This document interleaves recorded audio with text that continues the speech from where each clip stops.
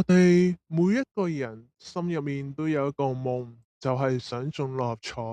但係點樣先中到六合彩呢？我諗其實中都係難嘅，但係每一期我哋係咪都應該睇翻每一期啲 number 係點樣出嚟？最少研究下佢哋嘅 pattern，佢哋個樣，佢哋個味，聞下佢哋個味，然後攞翻啲手感，等我哋下一期買嗰陣時更加有靈感同埋直覺呢。好，咁今期嘅 number 就係一、9、17、24、35、36，特別號碼係42號。講完我都覺得好好笑，因為我買咗成200蚊，我都係中咗40蚊，即係扣除翻成本，我係蝕咗160蚊，但係我都係買咗個機會啊！我都係有機會中頭獎喎，比起唔買嗰啲人，我覺得我發達嘅機會一定多過佢哋咯。咁我自己懶人買六合彩嘅方法就梗係揀佢嘅運財號碼啦。咁一運財號碼就買10注嘅，每一注佢都係隨機嘅。但係我唔會太信佢啲隨機，因為你會發覺佢每一次隨機 number 都好類似嘅，甚至係重複翻上一期開嗰啲數字。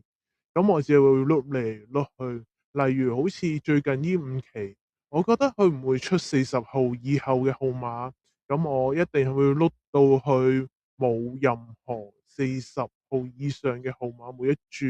我先會買。同埋有啲 pattern 我會覺得好奇怪，例如1、5、10啊、25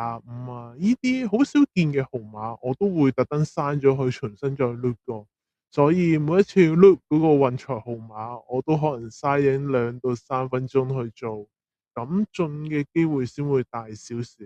咁呢個純粹係我個人嘅心得分享啦。講翻今期嘅 number 啦，你會見到有19、17、24、35、36，其實分佈得好似五花腩咁平均。咁你可以話1同9之間相差8，9同17之間相差8，咁然後17同24之間相差7。咁有啲人又會話咩江恩理論啊？誒，其實都好難話分析到啲咩，但係我覺得最近啲 number 其實都偏向細隻多，所以我建議大家以後最近呢幾期都係買翻啲細嘅 number。咁買細 number 都有技巧嘅，我覺得，要買嗰啲直覺下，我覺得下一期會出大量嘅10去到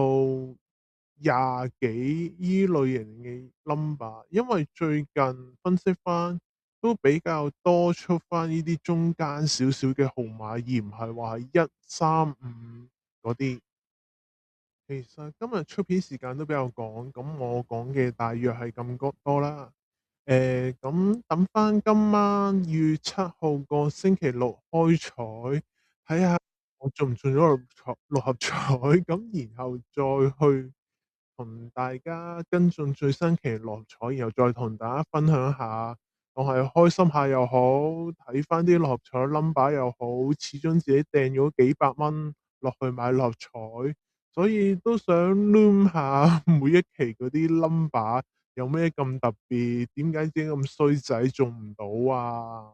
係咯，咁下一期再見大家啦，拜拜。